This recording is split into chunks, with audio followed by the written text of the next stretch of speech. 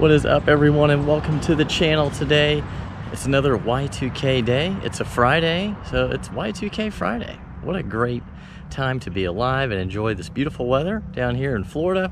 I wanted to go over my 1997 S600. It's the V12, the one and only. It's black on black with the two-tone actually on the inside. So it's black and gray. It's just a really cool car, and I have a great story about this car. So let me flip this camera around and show you guys why I love the S600. Okay, so this S600 I bought from the original owner, believe it or not.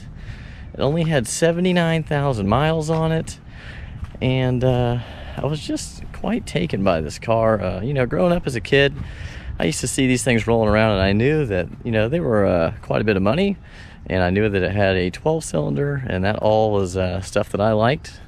You know, so it's kind of like the Richie Rich car, so to speak. A lot of very famous people were driven around in the back of these things, a lot of politicians, probably even a lot of drug dealers, I'm not gonna lie. So, and you know, Notorious B.I.G. had one of these.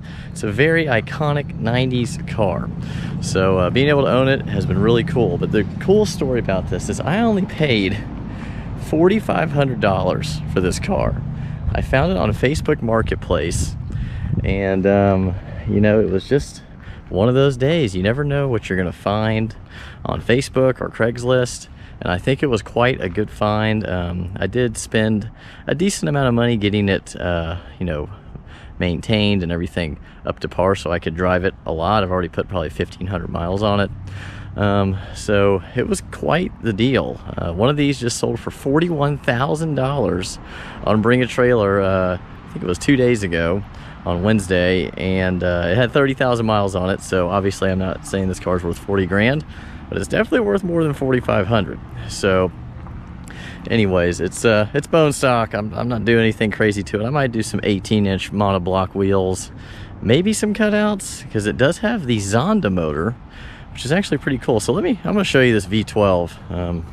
Since it's an older car, there's not a lot of plastic holding this thing back from showing you what's under the hood.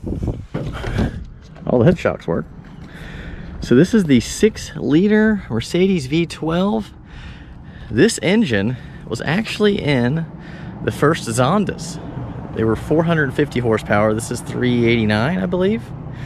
And this is about 430 foot-pounds of torque. But it actually sounds just like a Zonda if you were to straight pipe it or do the cutouts. And that's the only reason I've thought about doing it. I actually like it being quiet because I drive it all the time. But it would be really cool to press a button and let everyone hear the Zonda sound. So this 12-cylinder runs butter smooth. I could put a glass of water on that motor and you would never even see it move. It's just it's almost like an electric car until you get over a certain RPM. You just don't hear anything. All right, guys, so one thing this car does have for sure is a huge trunk. So I had to say, Blake, what would I have in the Y2K day in the back of my S600? So voila, we've got a penny board, okay, super fly. So when you park your car, then you can skateboard wherever you're gonna go. That's important. Next, we've got a Halliburton briefcase, also awesome. And what does it have in it? We have, you know, about $28 here, significant amount of money in 1997. We have a couple Powerball tickets because, you know, you haven't quite made it yet, and you know, you got the $28, but you sure could use a couple $100 million just to kind of cap everything off. We've got some CDs in here. We got Bubba Sparks right here. See, if you move this around, we've got a little flip, and we've also got Eric Clapton and some Mozart, because, you know, some days you want to listen to rap, and then some days you want to listen to symphony, because you're in an S600 and you can do whatever you want. So that's what I would put in the back of my S600. All right, guys, before we go on the drive, real quick, just had to show you Crab Island today. Freaking gorgeous. There's also a pirate ship out there, but it's kind of hard to see with the camera. But it's a gorgeous day. Couldn't be a better day to be filming this car. All right, guys, well, it's time to take the S600 for a drive. I didn't get to show you the back seats before, so I just want to quickly sit back here before we take it for a spin. Look how much room I have in here. I mean, it's absolutely incredible. I even have, I don't know if you can see this, a visor. with a little mirror in it so I can see myself. You know, it's really cool. We got my little armrest here, and my little AC controls, a little fan and everything. I mean, it's a great place to be. I'm not gonna lie. Okay guys, got the laser cut key right here. If you remember Gone in 60 Seconds, they said it was unstealable because of these keys. They had to get them from Hamburg, Germany. Put this key in. The starter motor sounds awesome. Very smooth sounding. It's AC going a little bit here because it is hot today, but I'm not mad about it. All right. Now, one of the most important things to know about this car: the steering, the ride, the transmission, the engine is all probably the smoothest I've ever felt out of any car I've ever driven in my life. It really does feel like it was a $130,000 car back in 1997, which it was, but even today it still feels like it would cost that much money. I mean, I'm being serious. Everything about it, if you're having a bad day, it makes it a good day once you get in this car. It just really isolates you from the world. Whatever problems you got going on, they all disappear once you get in the car and drive this thing around. It's got double pane. I'll show you if you can see that double pane glass. So it's twice as thick. So you really don't hear much of the outside world when you're in this car. The features it had in 1997, soft closed doors. And, I mean, it was the first car to ever have soft closed doors, to my knowledge, based on my research. It's obviously got cruise control, which is nothing to write home about, but it's got two phones, guys. One here and one here, and it even, listen, it still works. Unfortunately, the cell service doesn't work on it anymore, but all the electronics still work. It's got the rear sunshade I showed you in the other shots that goes up and down. So it's got electronic headrests that fold down. You just press this button, that puts them up. Press it again, they go back down. I believe, I don't know, the position to lay in there and go to sleep, I think would be kind of comfortable with the angle of that headrest back there. But, you know, I think it's more just for the driver. You can have them down so you can see if nobody's in the car, just better visibility. You know, I told you it's got the power sunshade. It has full automatic climate control, Bose stereo, 6-disc changer. There's a cigarette lighter in both the back doors, because obviously smoking was the thing to do back then, especially if you were in Russia, I'm sure, or anywhere in Europe, right? A lot of people smoked in the 90s.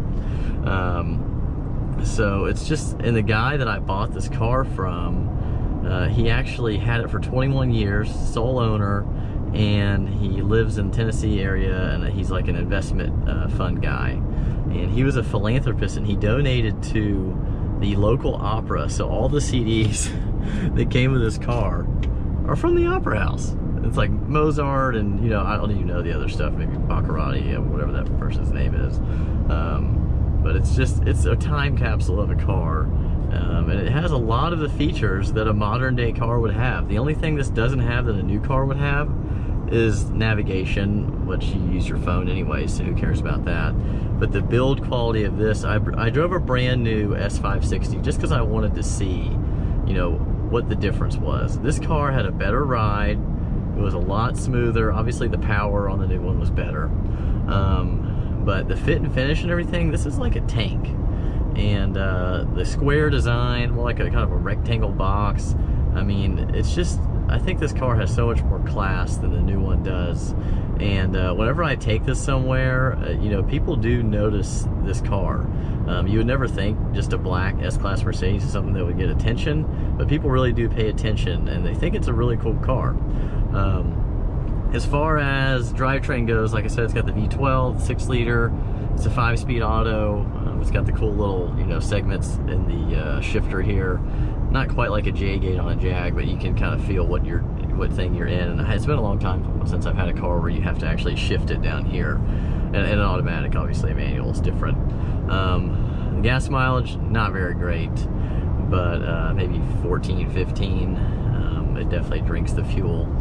But you know, you're driving this car, you look out over that big nose, you see the star floating, and it just kind of takes you back to a different time in life, when, you know, there was true class, and it wasn't just being rich, it was being wealthy. There's a big difference between, you know, what separates the rich from a wealthy person. And the guy that had this kind of car, you know, he was on a different level than anyone else. So it's just been a real cool car to own and drive around. It's pretty much my daily driver. I have a truck that I used to drive all the time, and now I just drive this. It rides better, it's more comfortable. You know, everything about this car is really, really awesome. And for 4,500 bucks, I mean, how could I not buy this car? So I'm gonna do a little U-turn here. I do want to show you, this car is faster than you think it would be. I believe it was low 6 seconds to 60.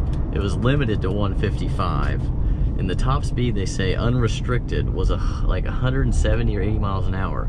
And it was designed to just, whatever, you know, the top speed was, the 155 limited, it would just do that, period. You know, it just hold that forever. So I'm gonna roll on it in second here. And you can see that once it gets to about 4 grand, it really starts to wake up. But it's just so smooth. And that was almost 9 miles an hour right there. I didn't kick it down into first. I could have, but you know, that was second gear. And it does almost 9 miles an hour. So it's definitely built for Autobahn cruising. And that V12 is just so silky, silky smooth. So that is what it's like to drive a 97 S600, the epitome of luxury, in 1997. And I couldn't be happier to own it and to share it with you guys today on Y2K. All right, guys, well, that's what we've got for you here today on Y2K. I hope you had a great time hanging out with me and checking out the 97 S600. It really has been a fantastic car to own. If you like what you saw here today on the channel, be sure to browse, subscribe, and turn on that notification bell and give us a big thumbs up if you enjoyed what you saw here today. We look forward to seeing you guys next video.